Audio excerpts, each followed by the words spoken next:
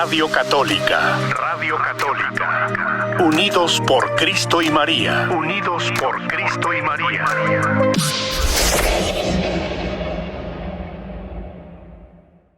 Muy buenas tardes. Un saludo muy especial para cada uno de ustedes en esta tarde de viernes.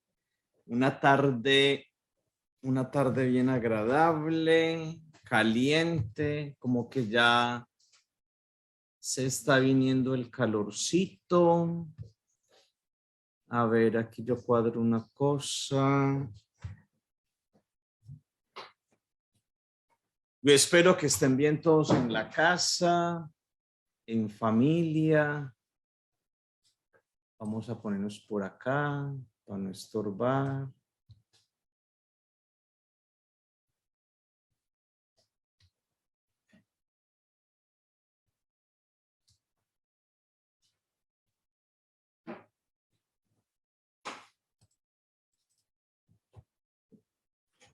Voy a pedir el favor aquí a Lucy. Lucy, colabóreme acá para ampliar la presentación. Que no aparece acá. No, pero para que nos salga esta parte. ¿Cómo le hacemos acá?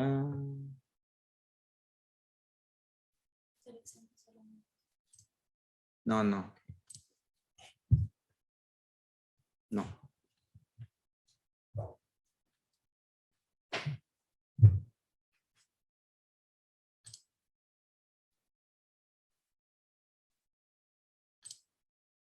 Ahora sí, eso.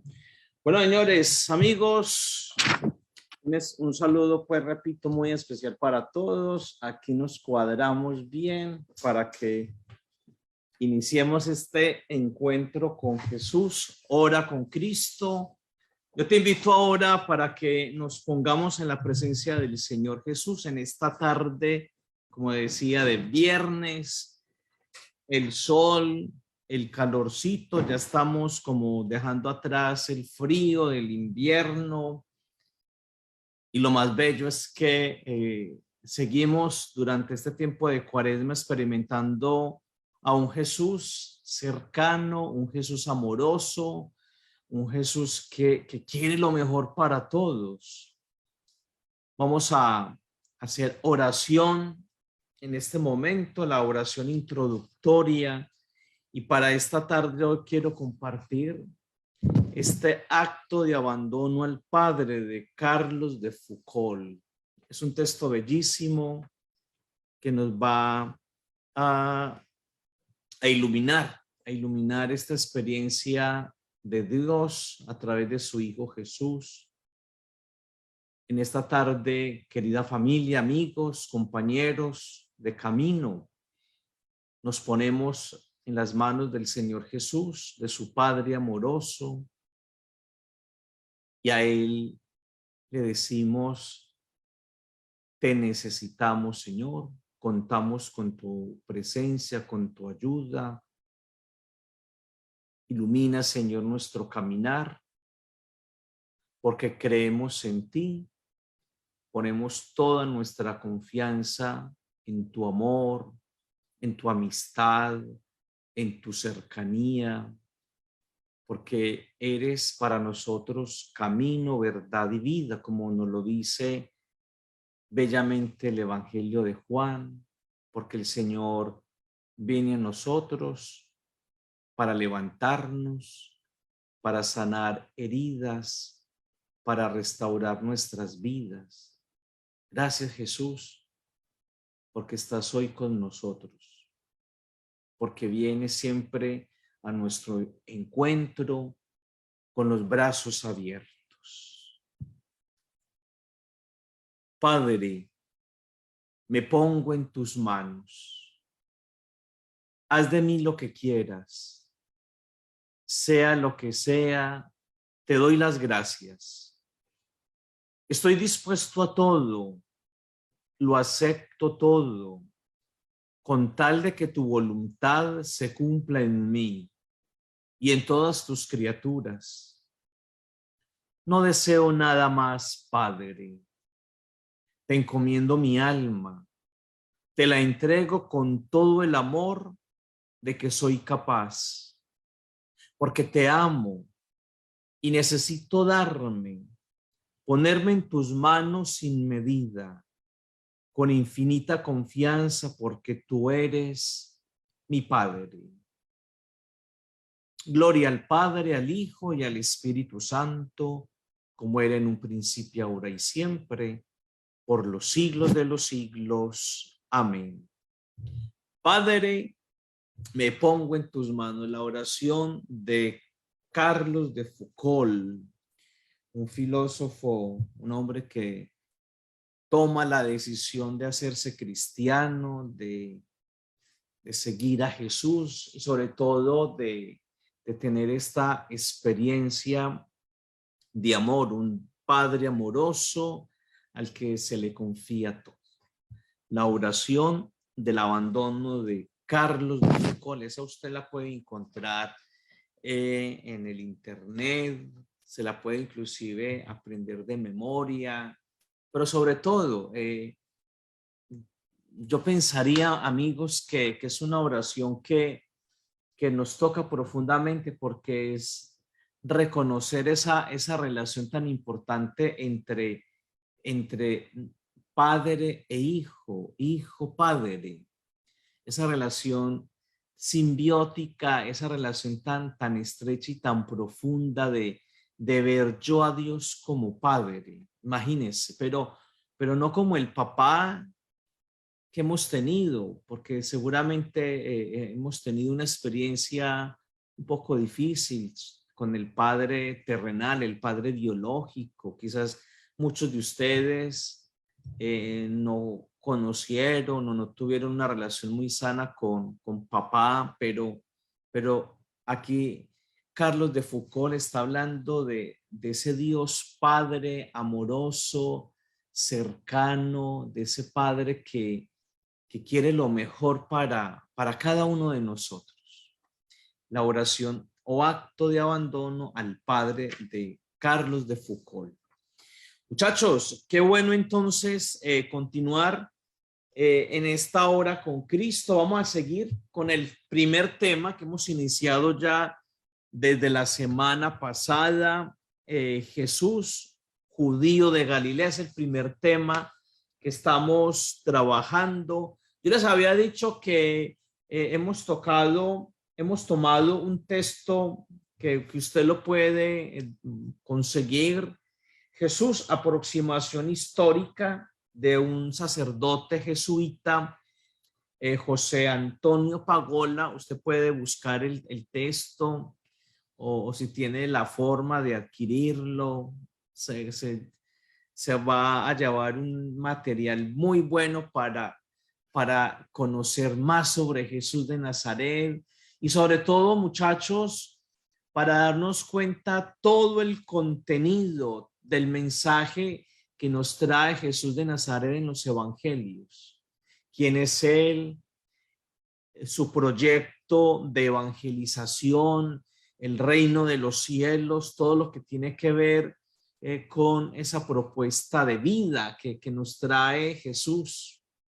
Y acá en la hora con Cristo tratamos pues como de extraer algunas ideas de el autor, de José Antonio Pagola, para compartirlas con ustedes a la luz siempre de la palabra de Dios. Al finalizar el tema de hoy, unas ideas que yo quiero compartir con ustedes, pues vamos a mirar unos textos bíblicos. Recuerden que la palabra de Dios para nosotros en este trabajo de la obra con Cristo es como la columna vertebral. Entonces vamos a continuar entonces con la temática. Hace 8 días, muchachos, nos hablábamos de un Jesús que desde que miramos su nombre ya sabemos cuál es la tarea, la misión, la locura de Jesús de Nazaret, que es salvación. El nombre de Jesús, Dios salva, Yahvé salva. El hijo del carpintero, el Jesús de Nazaret, el hijo de María, de José, que lo ubicamos en una pequeña aldea llamada Nazaret, en Galilea, la parte norte de Israel. Galilea, la campesina con los pescadores, los agricultores, este Israel sometido al emperador Herodes el Grande, esa situación social, política, económica, con sus conflictos, con esos deseos de liberación, de espera del Mesías. Todo eso, ese es el contexto histórico de Jesús de Nazaret, un Jesús que está íntimamente relacionado, conectado con los marginados, un Jesús, muchachos, un Jesús que también se hace un marginado, se hace marginado con los marginados y lanza esa propuesta de vida tan maravillosa que es el reino de los cielos. Por eso hoy vamos entonces a continuar presentando a Jesús como judío de Galilea en esta segunda parte de la hora con Cristo. Galilea, el país, muchachos, el país de Jesús, el país, la región, la zona geográfica donde está el Señor, es una región verde, dicen los expertos, los historiadores, que la tierra donde Jesús nace, crece, donde se va a relacionar, es una región verde. ¿Por qué verde? Porque hay vida. Porque es una región, digamos, privilegiada, con recursos naturales, no es una zona desértica, es una, digamos que es una región donde Dios la ha bendecido con la naturaleza, con la vida, con lo verde. Es como un jardín. Está la Galilea dividida en unas zonas, la Alta Galilea. Acordémonos del mapa, ya luego les vuelvo a presentar el mapa de Israel para que nos ubiquemos. Está Galilea, la alta Galilea, la baja Galilea y la región del lago. Vamos a hablar hoy precisamente de la Galilea. No vamos a hablar ni de Judea ni de otras regiones, sino vamos a focalizarnos, muchachos, en esta zona donde Jesús estuvo muy, muy presente. La Alta Galilea es una zona montañosa, es una zona donde, según los historiadores, refugio de bandidos, de malhechores, de esas montañas altas de la Alta Galilea nace el río Jordán. ¿Por qué? Porque les digo que una zona donde, digamos que se refugian bandidos, malhechores. Ustedes saben, por el contexto histórico, el pueblo de Israel en la época de Jesús está bajo el dominio del Imperio Romano. El nacionalismo, la idea del Mesías político que están esperando, la opresión política, militar, el control de Herodes el Grande, las obligaciones para el pago de impuestos. Todo esto va a generar una situación sociopolítica muy compleja en la época de Jesús. Hay un gran malestar, el pueblo raso se arma, a eso súmele, muchachos, la situación económica de miseria extrema, pobreza, explotación laboral, la pérdida de tierras, el endeudamiento, que vamos a hablar ahora de eso. Todo esto hace que se vayan generando movimientos políticos, insurrecciones, alzamientos. Muchos hombres se arman, se van a vivir a las montañas porque están cansados de la situación de marginación, de pobreza, de dominio por parte pues del Imperio Romano. Recordemos que Palestina se convirtió en una colonia romana. Es decir, el amo y señor ya no es Dios, es el César. Y entonces, como en la época de los macabeos, se van a armar una cantidad de personas, de hombres, los famosos celotes, los celosos por Dios, los celosos de Yahvé, y se arman, como se dice, de cuchillo para enfrentar a los invasores. Pero no solamente son estos hombres, digamos, que se arman para enfrentar al enemigo, sino también que hay delincuentes, que hay bandidos, que hay ladrones, que hay salteadores, que ante la situación de miseria, pues la situación los lleva, los empuja a optar por la delincuencia, por el robo, por el pillaje.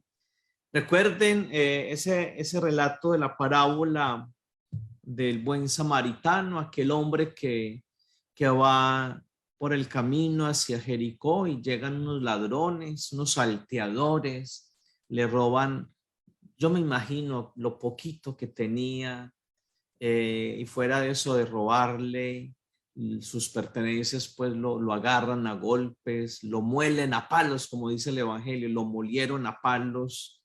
Tremenda golpiza le han dado a este hombre, dejándolo casi medio muerto. Entonces, en estos caminos solitarios de la Galilea, muchos hombres se van a esconder en medio del monte, la vegetación, las peñas, las cuevas, arman allí sus pequeños grupos de bandidos, y a las caravanas que pasan por Galilea de comerciantes, pues les van a caer en tropel, a robarles, a quitarles las pertenencias. Y si por alguno de estos caminos de la Galilea pasa algún hombre de dinero ya muy conocido entre todos, sí que más le va a ir mal. Entonces, en la Alta Galilea, grupos al margen de la ley, hay belleza natural, mucho verdor, mucha vegetación, pero también está ese otro lado del ser humano que protesta utilizando pues la violencia ante la situación. Algo parecido, muchas cosas de estas que estamos hablando ocurren también hoy en el presente.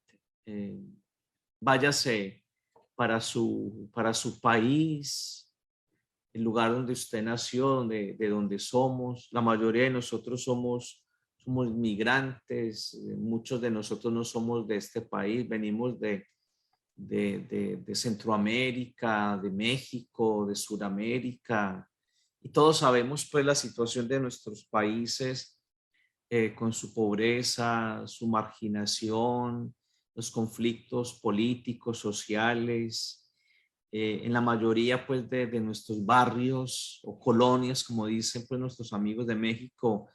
No falta el grupito de hombres armados que salen a hacer sus daños, a robar, inclusive hasta generan la muerte. Eso pasa. Lo que pasa hoy también ocurría en la época de Jesús.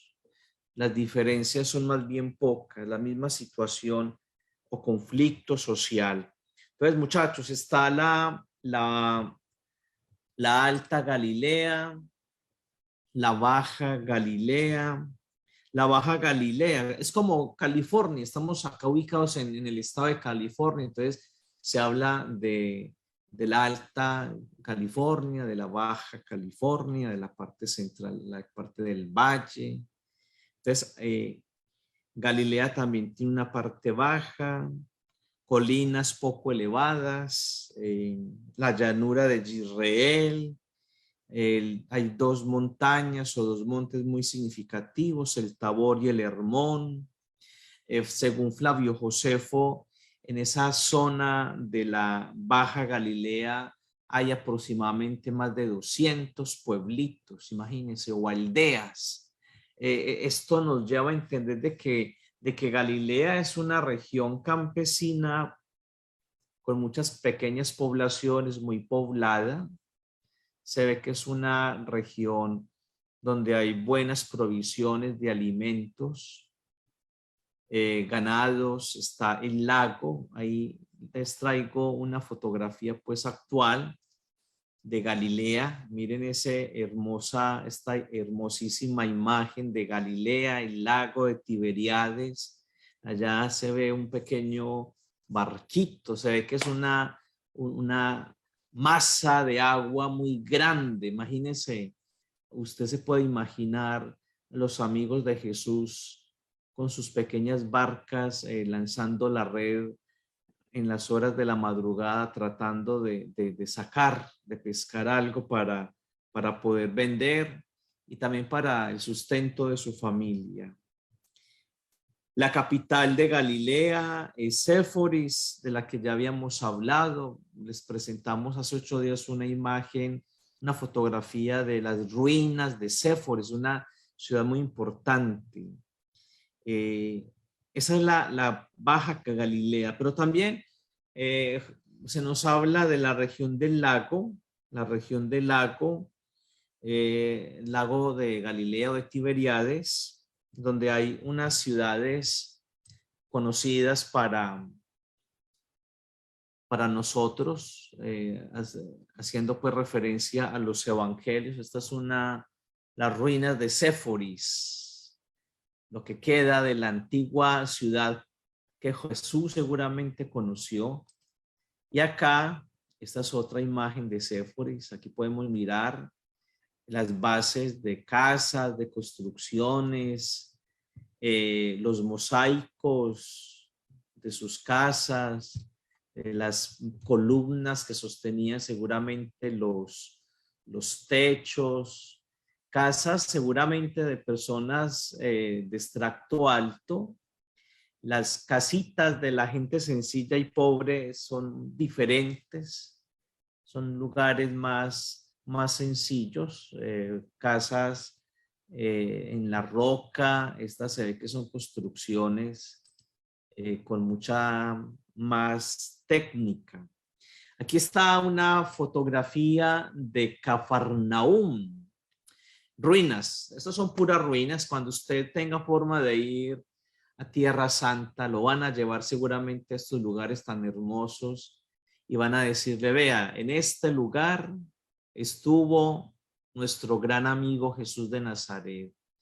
El andariego, acuérdense que yo les había dicho en algún momento que Jesús es un andariego. A él le gusta andar por toda parte. Jesús es un hombre con una capacidad de llegarle a las personas, de empatía. Un Jesús tan cercano a la gente que no pone ningún tipo de barreras, que no excluye a nadie por su condición socioeconómica o por su historia pasada. No, es un hombre que no pone ningún obstáculo. Es el hombre del pueblo. Jesús, como dice el Papa Francisco, Jesús es un hombre que huele a oveja. Modelo para una iglesia de hoy, una iglesia en este proceso a la que el Papa nos tiene, de sinodalidad, caminar juntos, una iglesia cuyo modelo de vida es Jesús de Nazaret, un Jesús con los brazos, muchachos, abiertos. Cuando uno ve estas imágenes de Cafarnaúm, uno dice: oh, yo me imagino a Jesús saludando a las personas, los niños, las mujeres. Un Jesús que conoce la realidad de sus hermanos. Otra ciudad importante del lago de Galilea es Magdala. Acá una fotografía, una imagen muy linda de lo que fue o de lo que era Magdala.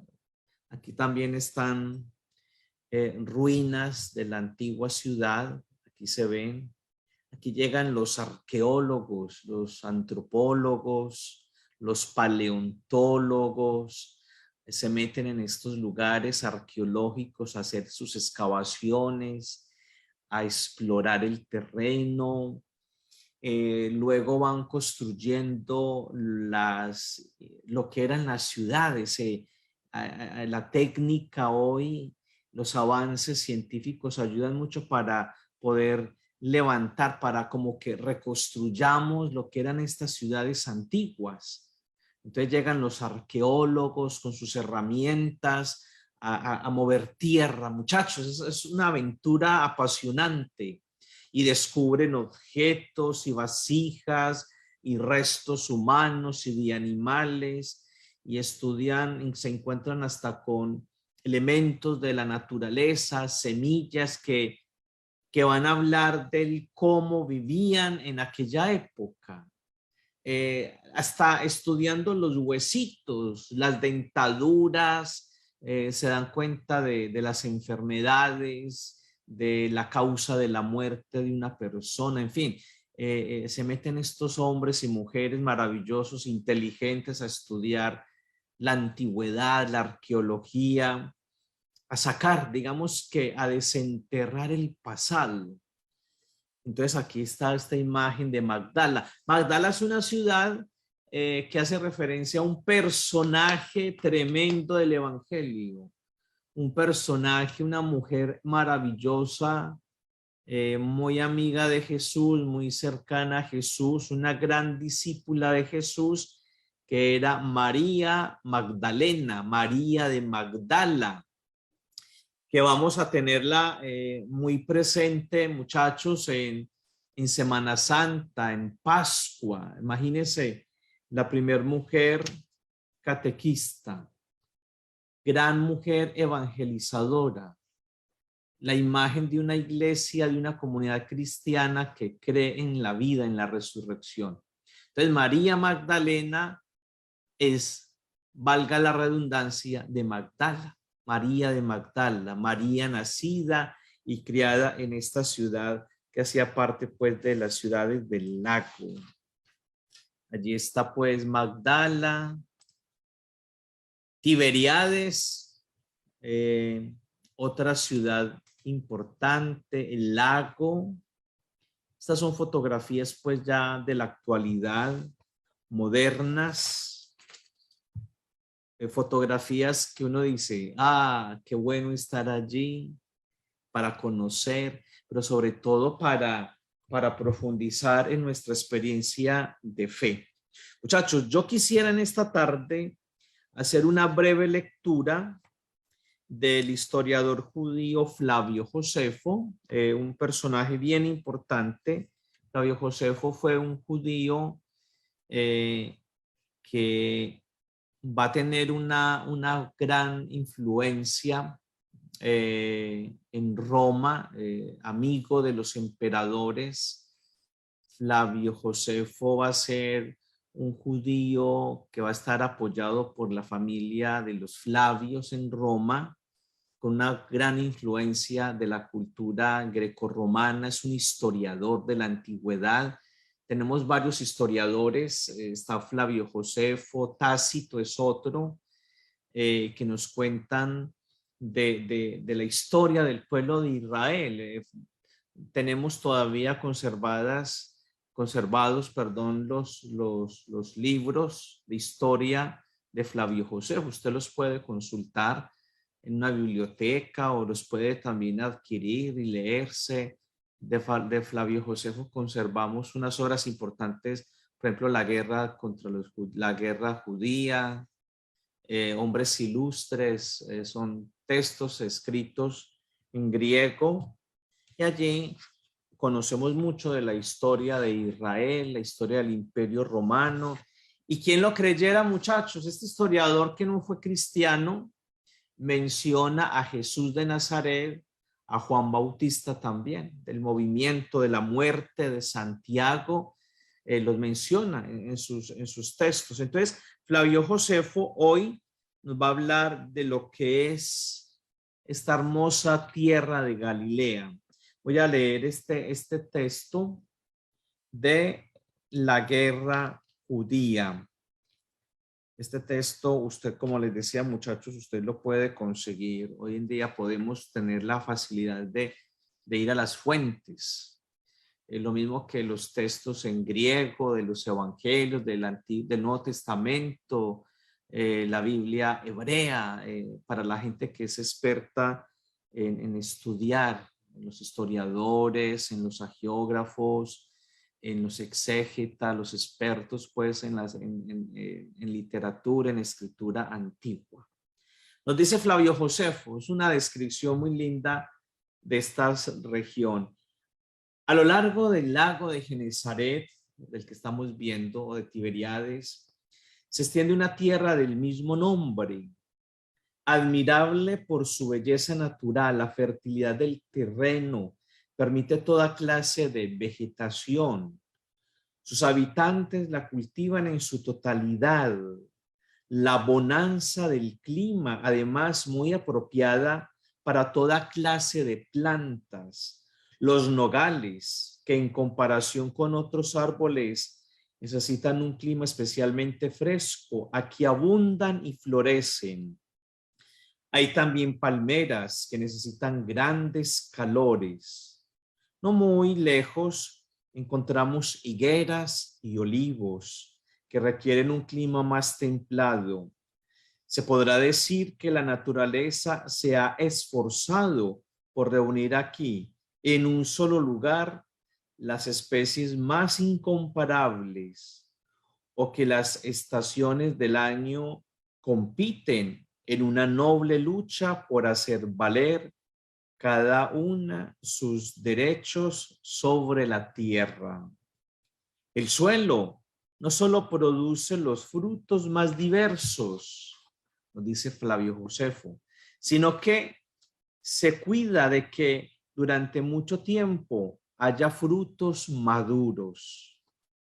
Los más nobles de entre ellos, las uvas y los higos, se recogen sin interrumpir durante 10 meses. Las restantes frutas van madurando en el árbol a lo largo de todo el año, porque además de la suavidad del clima, contribuyen a la fertilidad de esta tierra las aguas de una fuente que emana con fuerza. La gente del país le da el nombre de Cafarnaúm. Este relato, usted, amigo, lo puede encontrar en Guerra Judía número 3. Imagínense, pues, Flavio Josefo nos cuenta de una forma muy detallada el paisaje. No es un desierto, muchachos. No es una zona, no es de estepa, no. Aquí hay vida, hay naturaleza, hay un clima agradable y sobre todo, amigos, hay alimento, hay sustento para la gente. Jesús de Nazaret, las imágenes que Jesús nos cuenta en los evangelios, cuando nos habla en parábolas, utiliza la imagen del campesino, de las hortalizas, del trigo, de la cizaña, del árbol, del lago, de los peces. Uno dice, claro, es que Jesús lo vio, Jesús lo experimentó, Jesús se alimentó de los frutos de la tierra de la Galilea, esa tierra bendecida por Dios. La región entonces donde vivió Jesús es una región hermosa y bella, con un clima suave, vientos húmedos, fertilidad. Miren pues la Galilea. los cultivos, el trigo, las viñas, los viñedos, los olivares, el árbol del olivo donde se extrae la aceituna y el aceite, trigo, cebada, higueras, granados. Un Jesús, muchachos, que fue tan cercano a la naturaleza, pero también un Jesús cercano al campesino,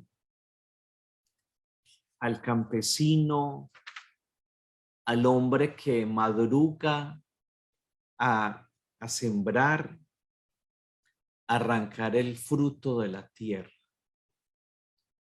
El campesino que se siente orgulloso de su tierra, que quiere ser dueño de la tierra, la promesa que Dios le da a Abraham: te voy a dar una tierra que emana leche, que emana miel, una tierra para que allí siembres, para que allí crezcan tus hijos. Muchachos, Dios bendice al pueblo de Israel con la tierra y a esta Galilea hermosa con la vida, pero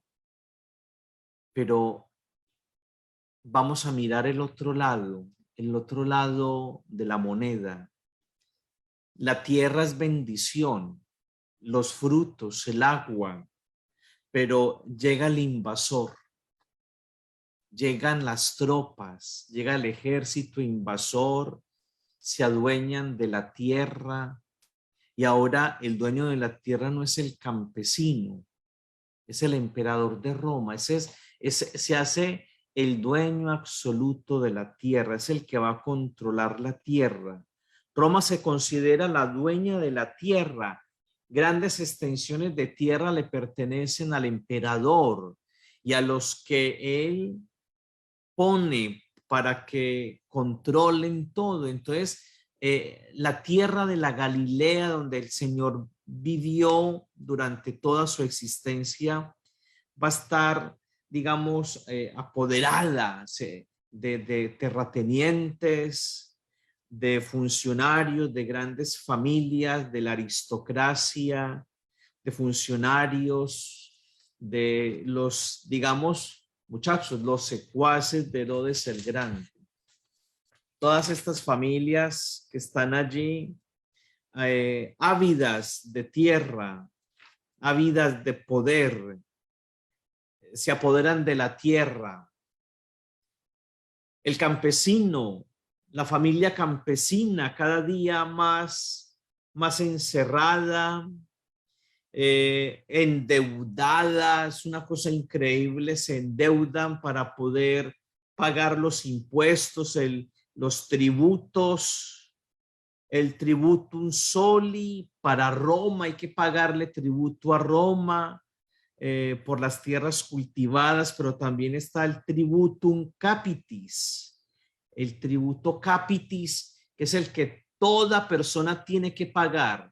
Los hombres desde los 14 años tienen que pagar el tributo y las mujeres desde los 12 años. Y fuera de eso, muchachos, el tributo o los diezmos, la parte religiosa, no solamente el Galileo, el nazareno, las personas que viven en esta región de la Galilea, no solamente tienen que responder por un impuesto al emperador de Roma, sino que también tienen que pagarle el tributo al templo de Jerusalén, porque el templo de Jerusalén se convierte en el centro de la política, el centro del poder en Jerusalén.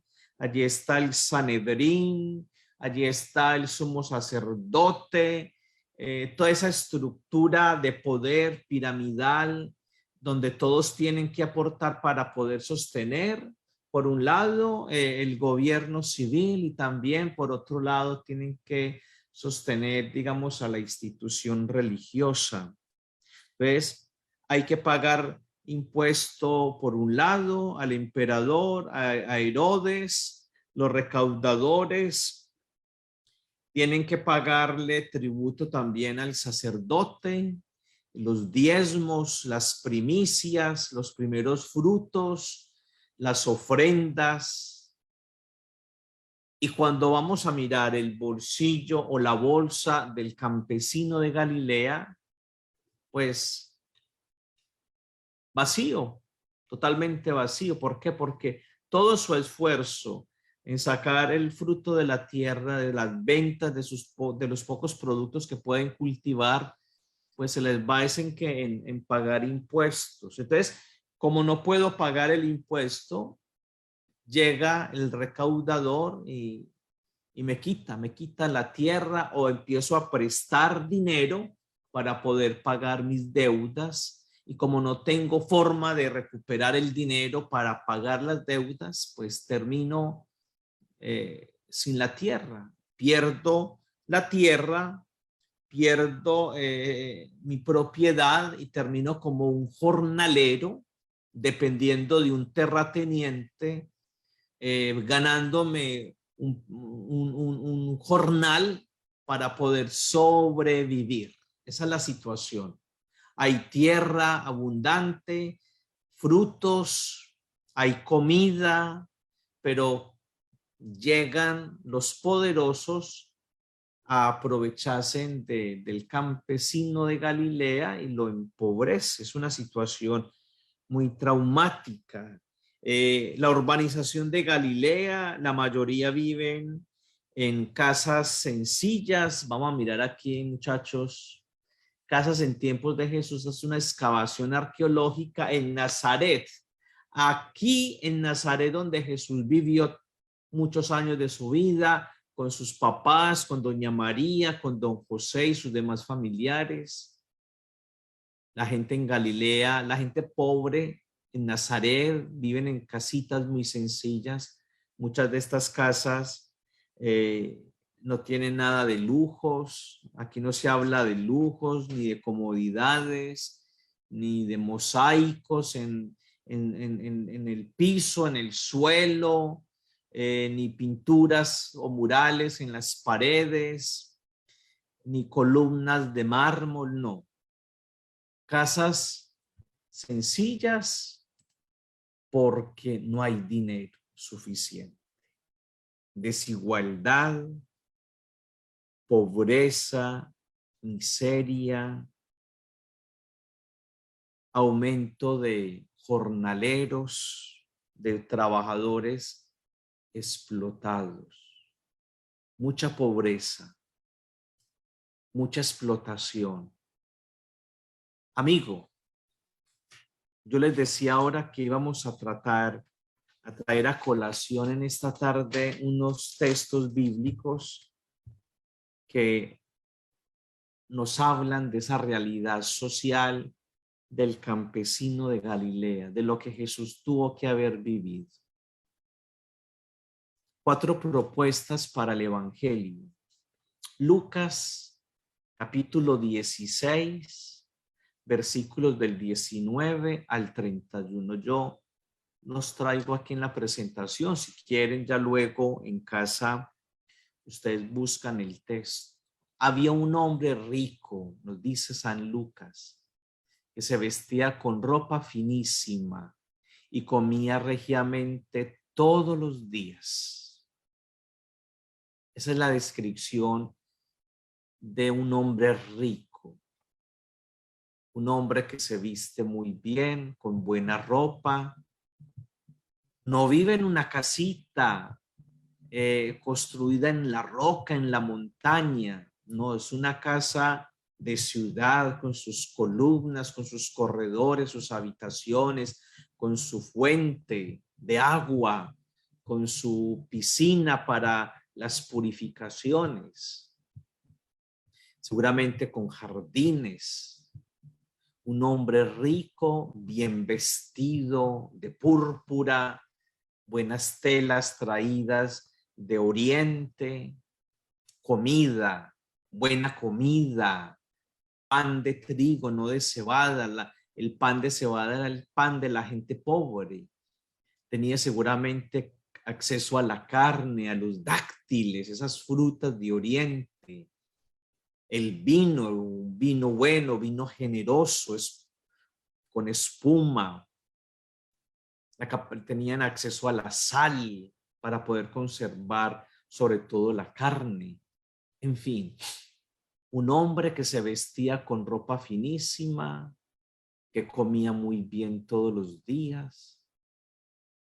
Había también, dice San Lucas, un pobre llamado Lázaro, cubierto de llagas, que estaba tendido a la puerta del rico. Todo lo contrario. Usted se imagina a Jesús en Galilea, de aldea en aldea, viendo los miles de Lázaros. Seguramente esa imagen de un hombre que está en la calle esperando una limosna, fuera de eso con su enfermedad, con sus infecciones, Lázaro. Ese es Lázaro. Seguramente en Séforis o en la ciudad de Tiberíades, que eran ciudades donde estaba, digamos, la gente adinerada, seguramente no va a faltar el Lázaro, el mendigo, cerca de una de estas casas de algún rico pidiendo algo o esperando que le dieran los sobrados, las sobras de lo que queda de la comida. Pues Jesús va a ver esas imágenes y las va a llevar a la parábola, a este relato. Nos dice el texto: hubiera deseado saciarse con lo que caía de la mesa del rico, y hasta los perros venían a lamerle las llagas. Pues bien, murió el pobre, fue llevado por los ángeles al cielo junto a Abraham. También murió el rico, lo sepultaron. Muchachos, hay algo que es común a todos, tanto al rico como al pobre: la muerte. El rico muere, el pobre muere, el blanco, el amarillo y el negro mueren. El hispano, el anglo, todos marcados por la muerte, por esa realidad. Cuando uno va a ir a un cementerio, uno se encuentra con esa realidad. Aquí vienen todos por igual. Los gusanos no saben diferenciar quién es rico y quién fue pobre, quién fue un gran hombre de leyes, de estudio, o quién fue una persona sencilla que si acaso sabía leer y escribir. El gusano no pregunta por el extracto del banco, por lo que hay en el banco, en la cuenta bancaria. Nos dice el Evangelio. Entonces, dice el texto, Padre Abraham, grita aquel hombre, ten piedad de mí, manda a Lázaro que moje en agua la punta de su dedo y me refresque la lengua porque me atormentan las llamas. Abraham respondió: hijo, recuerda que tú recibiste ¿qué? Tus bienes durante la vida. Usted, hombre, tuviste de todo, una buena casa. Imagínese, usted vivió allá en Séforis o en Tiberíades. Allá tuviste una casa, lujos, buena ropa, buen vestido, comodidades, muy buena comida. Ahora ya no tienes nada. En cambio, Lázaro, males. Ahora él encuentra aquí consuelo y tú en cambio tormentos. Además, entre ustedes y nosotros hay un abismo tremendo. El abismo de la miseria, de la pobreza, sino que miremos las ciudades, grandes o pequeñas, de cualquier país del mundo. Por más linda que sea la ciudad, hay una zona de marginación, de pobreza, de miseria, de olvido y de abandono.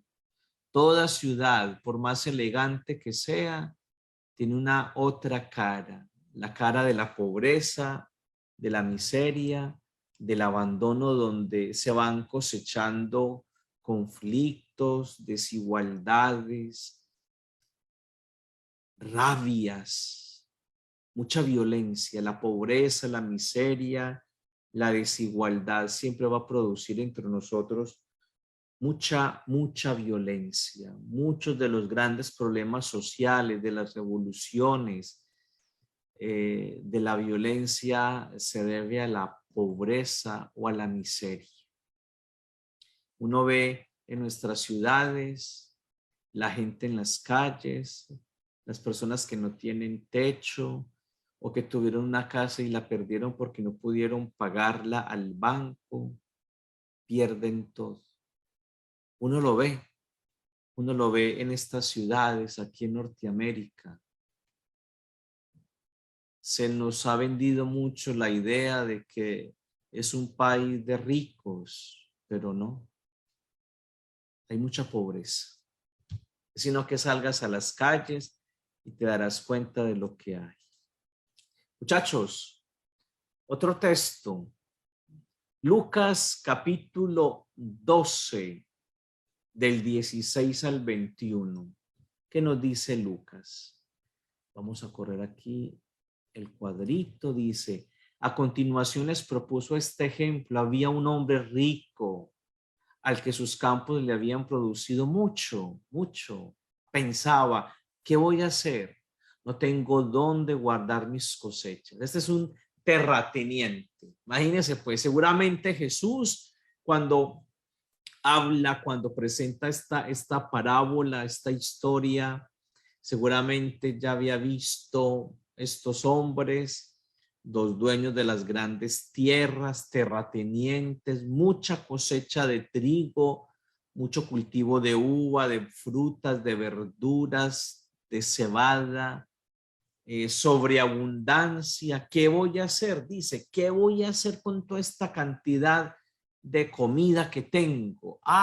Se dijo, haré lo siguiente: echaré abajo mis graneros, construiré otros más grandes y allí ya sabemos cómo termina la historia. Amontonaré todo mi trigo, todas mis reservas.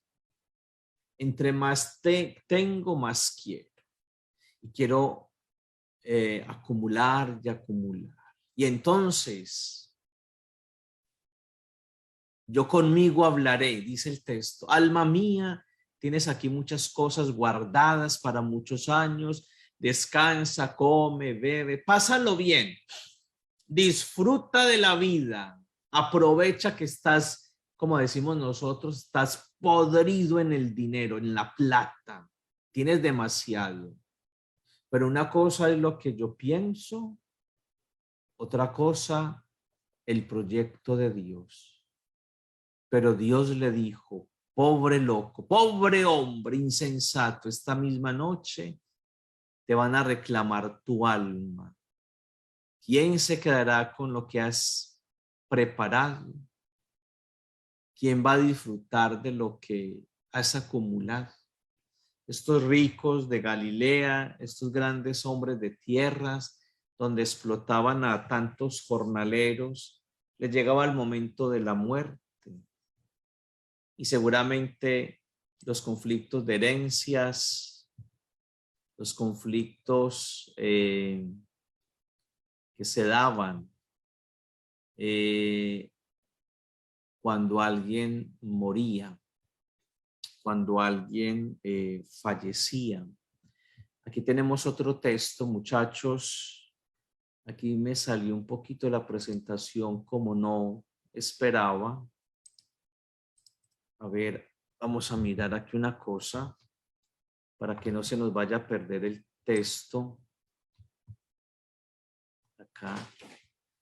Y si prestas algo a los que les pueden retribuir, nos dice Lucas capítulo 6, ¿qué gracia tiene? También los pecadores prestan a pecadores para que estos correspondan con algo. Dice Jesús: amen a sus enemigos, hagan el bien, presten, mire pues, presten sin esperar nada a cambio.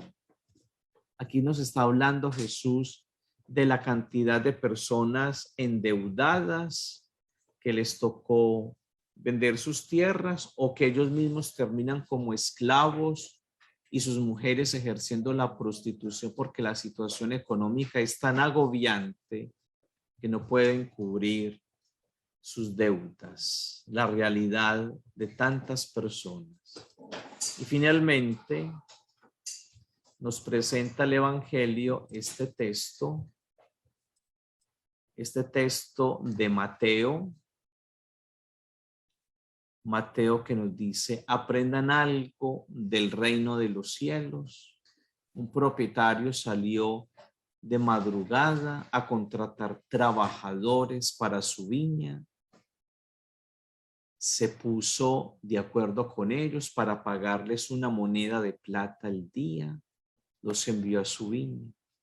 Salió de nuevo hacia las 9 de la mañana y al ver en la plaza a otros que estaban desocupados, muchos desempleados, mucha gente desocupada, muchas personas que les cuesta demasiado sobrevivir, falta de ingresos económicos, la situación se pone compleja, difícil, pobreza, marginación. Todos estos relatos, amigos, que nos cuentan los evangelios, nos hablan entonces de ¿qué?